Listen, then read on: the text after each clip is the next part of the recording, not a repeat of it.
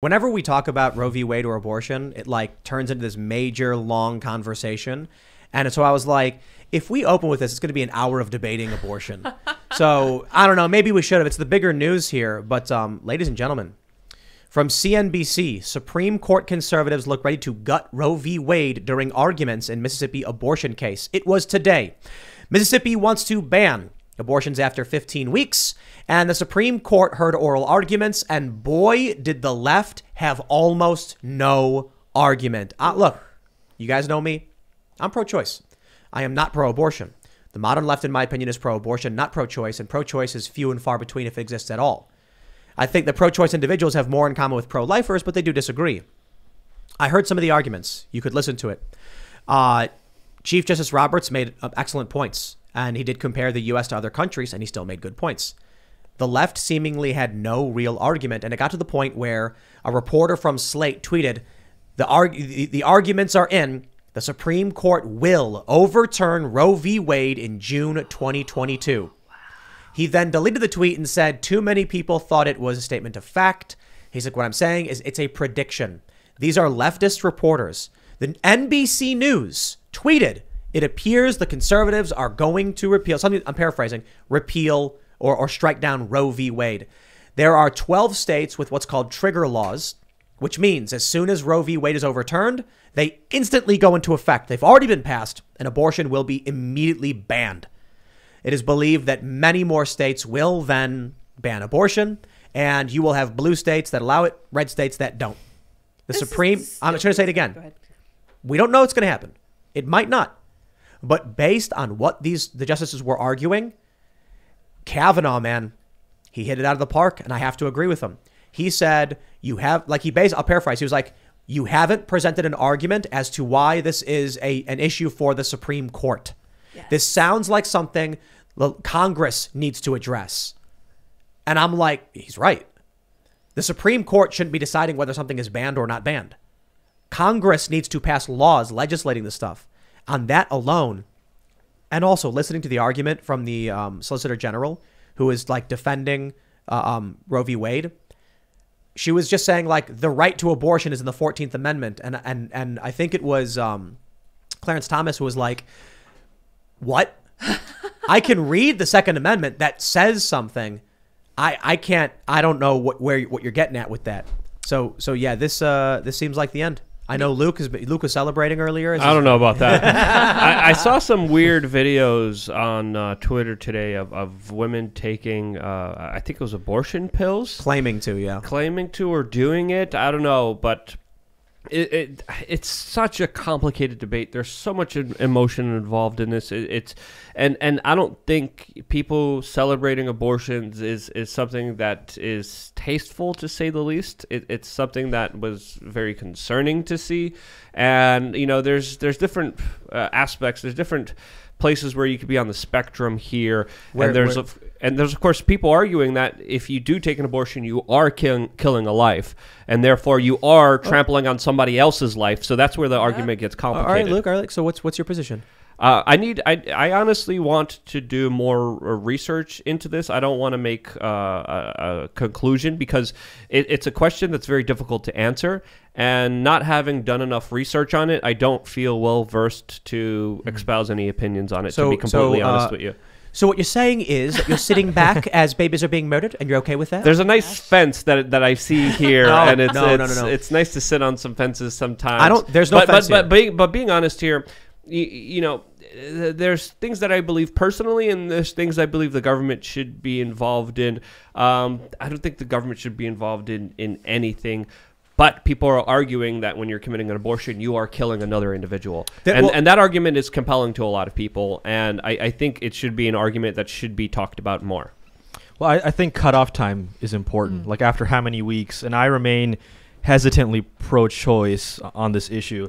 I don't really publicly share my opinions on this like Luke here. But I think it's, 12 weeks for when the baby has a heartbeat, I believe. That seems to be potentially a logical cutoff. Like after 12 weeks, then potentially maybe we shouldn't be able to, or maybe a bit after that. I don't know. But it's a matter of having a reasonable cutoff point. which we can debate about. I know Luke's trying to be careful here, but the reason is before the show, he actually confirmed to me he's pro-death. Not actually pro-life at all. He's like, send them all to the camps, to the gulags. There's no fence on this issue. It's one of the hardest issues ethically. Yeah. But I was reading a lot about Roe v. Wade and the initial rulings. Basically, the idea is, it's insanely complicated. You can't. What they're saying is they don't want you to be able to abort after the fetus is viable. Because at that point, you're dealing with a self-sustaining, independent life. Before that, the baby is not able to live outside. So how many weeks are we talking? 24 on. And I guess initially, during the initial arguments on Roe v. Wade, it was like 26 and beyond was viable. And now with medical technology, it's gone on 24. Yeah. And so, pro-lifers are basically like, don't abort for any reason. And what's happening now in Mississippi is they're saying after 15 weeks, you can't get an abortion. John Roberts was talking to her name, what's her name? I can't remember her name, the Solicitor General. And he was like, if you're talking about the issue of choice, I don't understand how 15 weeks is not adequate time to make a choice. And she did not have an argument. And he brought up European countries. He said in many European countries, they have less time than we do. And then she lied and said, no, they allow abortion up to the point of viability. That's not true. And it's not true at all. Yeah, Europe is actually very strict. I think 12 weeks. Much in more Europe. so than the US. Why have they chosen 15, by the way, here? What's the rationale behind 15? That's the heartbeat, right? Yeah, I think so. 15 is around the time. 15, 16 is around the time a heartbeat is detectable. I thought it was 12 for heartbeat, but maybe you're right. I think it's also important for people to distinguish what they believe personally and what would they rather have the government do. Personally, I'm not a fan of government. But personally, if I had a situation where, I was potentially having a child, I would do everything in my power to have that child, and I would do everything to make sure that there wasn't an abortion. Personally, speaking from my own personal perspective, so that's what I would do. There's an interesting argument in this whole debate that basically came up, and it's if a woman is pregnant with a baby and the baby is not able to sustain itself, then I don't think it's the state's right to determine that someone has to share their body with someone else. But the issue for me is if a woman has to go to a doctor and the doctor says something like, look, you've got this, problem. It's a serious health issue and it could kill both of you. And we're worried about this. Understanding the argument, because I've talked to Seamus from Freedom Tunes a lot about this a lot. He's like, doctors can be wrong about that and often will pressure towards abortion. But aside, that argument aside, if this woman has a serious medical issue, it's traumatizing, it's serious, I don't like the idea that she goes to the government and seeks out approval or paperwork. However, if we're at a certain point where on average the baby is viable, you are now asking to terminate a sustainable life form. You are now saying to the government, I would like to kill this life. Okay, at that point, I think it's even absurd that you can go to the government, request termination of someone else.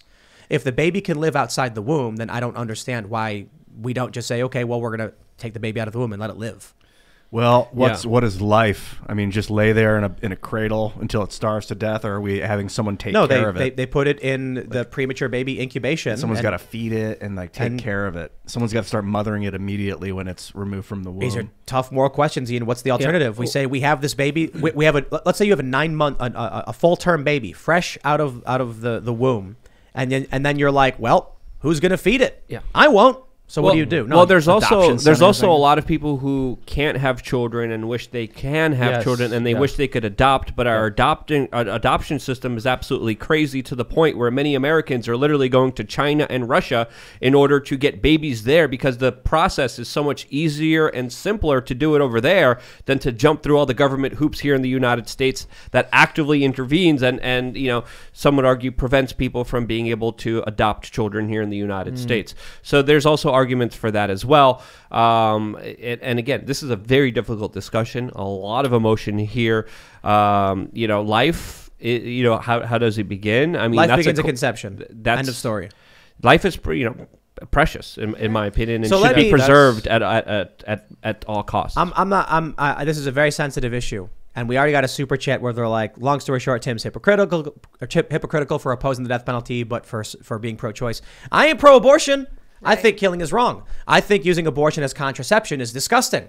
The problem is saying to the government, you have a right to be in the doctor's room with a person to demand their papers. I don't think it should be allowed for vaccines. I don't think it should be allowed for when you have to go to a doctor and you say, yo, my life sucks. I have this serious problem. And I think about the challenge here in that there are a lot of women who are crying saying, please, please save my baby. And the doctor saying, ma'am, I can't. It's ectopic. It's not going to work. And then he's like, now, in order to save you, fill out this government form and go talk to your local politician about why this is what you need to do. I don't like the idea of the government being involved in that. I certainly despise to a great degree that people abuse the system to be like, accidentally got pregnant. Instead of using birth control, I'll just kill it. That's screwed up. That's bad and wrong. And then I sit there like with my head shaking, like, how do you reconcile this?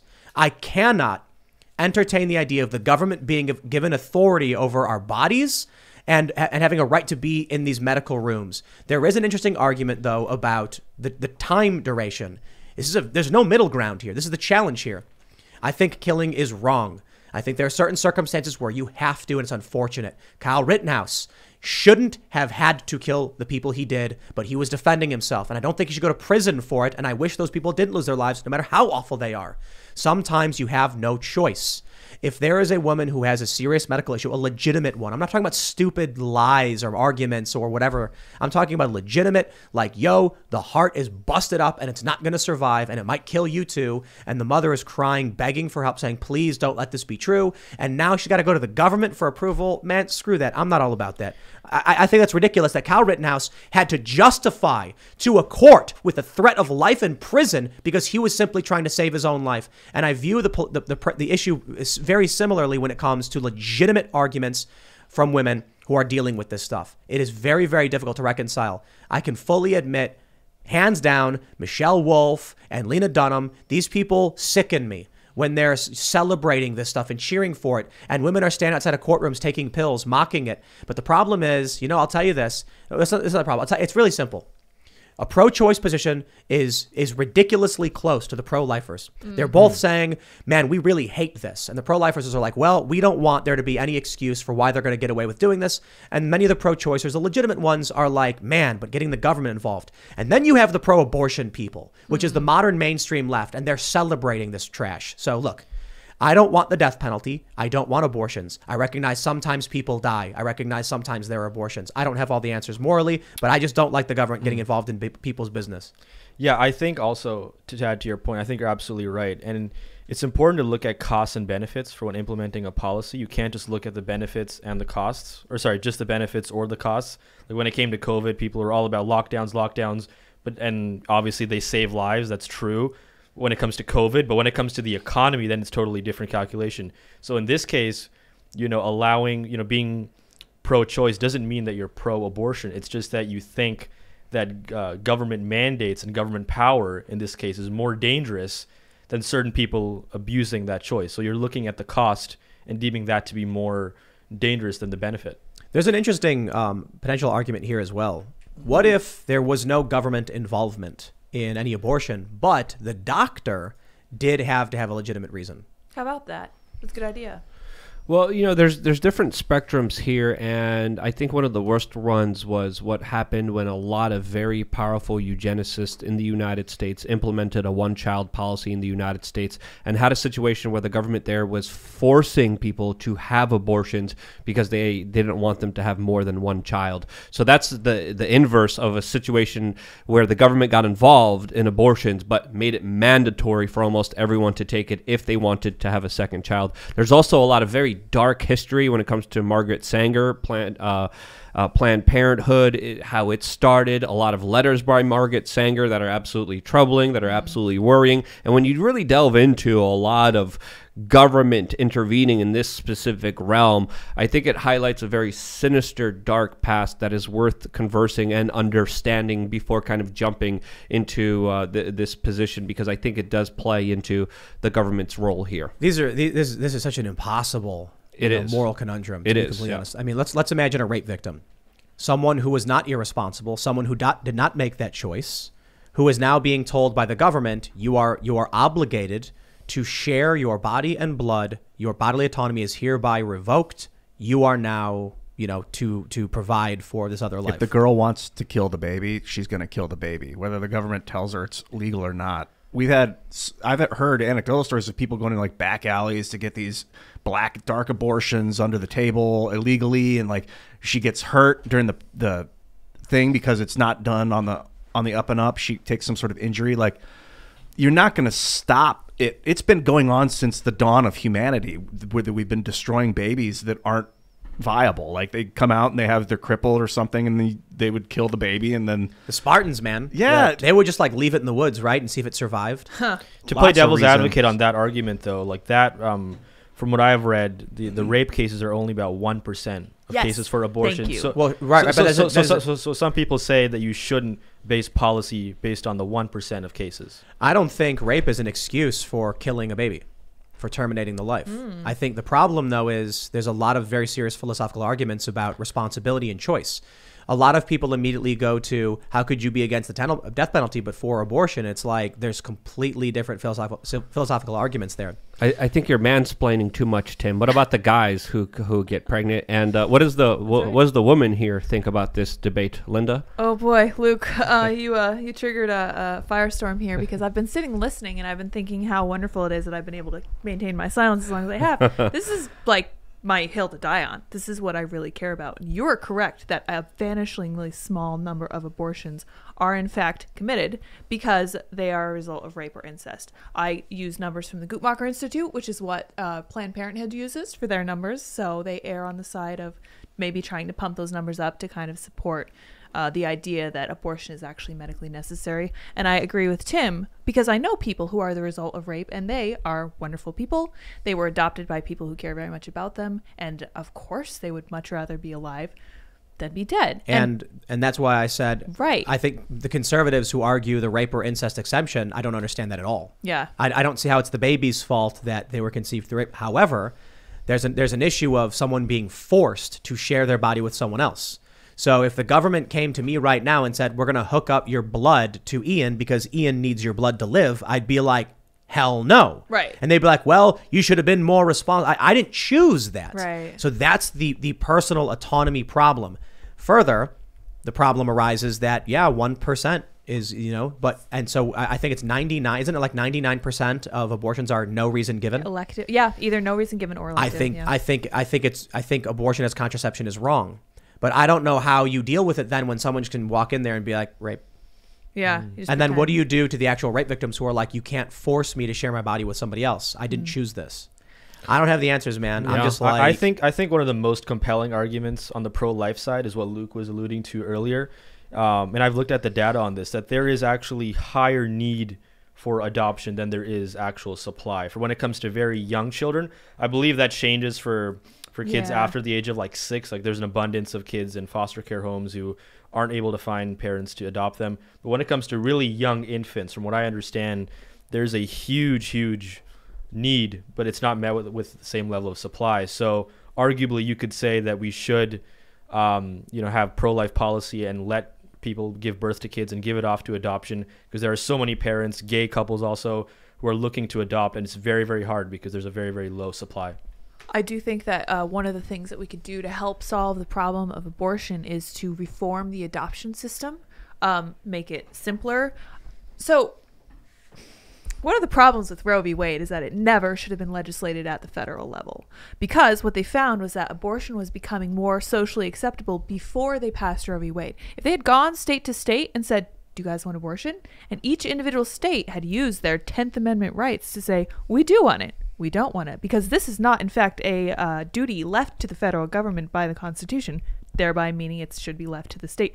There are no emanations and penumbras in the 14th Amendment that say that a woman should be allowed to remove her child's body from her body by force if necessary. So I think that you're correct that it is very nuanced, and I hate to see leftists being so insane, but I thank them for making my case for me, because no one can look at these women standing on the steps of this building taking these abortion pills and just shouting their abortion. It's Phil Labonte from All That Remains tweeted that if there's one issue that's going to push moderates to the conservatives, it's the issue of abortion. Correct. Because the leftist argument on all this stuff is like, I mean, it's evil. It is absolute. It is amoral. It is unethical. It is evil. They don't treat life with value. Right. And look, I get it. when they talk about moral relativism, oh yeah, I think it's a real thing. And I think when you have a bunch of people who lack a moral framework, they have no problem literally killing, burning down buildings and celebrating it. And we've seen that with the riots all throughout last year. 25 directly dead as a result of the George Floyd riots, and not an ounce of remorse. In fact, they still celebrate it. When was it Aaron Danielson? That was his name? The guy in Portland who took 2 to the chest? Yeah. They cheered for it. Yeah. When what happened after Charlottesville? Everyone on the right mourned and said, this is terrible. Right. We're shocked by this. It's because you look at the moral foundations of these people and they don't have any. We talk about, care and fairness. No, whatever the modern leftists are, they are just a chaotic, destructive force. They have no principles. There is no logic. I'm not talking about literally everyone on the left. I'm talking about the weird, cultist, woke, whatever, cheering for death, taking abortion pills, celebrating the stuff. That's just amoral outright. And to me, overtly evil. My issue is just like, wow, I'm trying to be good. I'm trying to respect everybody. But boy, is it hard when you have a woman who is an autonomous life form with rights and a baby who is an autonomous life form with rights. And how do we reconcile that with what the government gets to do? Ben Shapiro, brilliant argument that if there's one thing the state does do, it's protect life. In which case, when it comes to the issue of a child, a baby, and life does begin at conception, any other argument otherwise is a ridiculous political argument, then the government should be involved in whether or not life is terminated. And I want to address that one very, very seriously because, look, when the sperm and the egg come together, you get unique DNA. And from that point on, there is a unique set of DNA. That is new life. The new life is now created. When we had Vosh on the show, he was talking with Charlie Kirk, and he was asked, when does he think life starts? He was like, birth? And I'm like, so if the baby is not born from the woman, it's like not alive? But you can have a baby at 8 months be removed via C-section, and it's alive and self-sustaining. Why is birth the point? What does traveling through the vagina and the vulva have to do with whether or not this baby is literally living? Right. I've heard from people that say 3 months.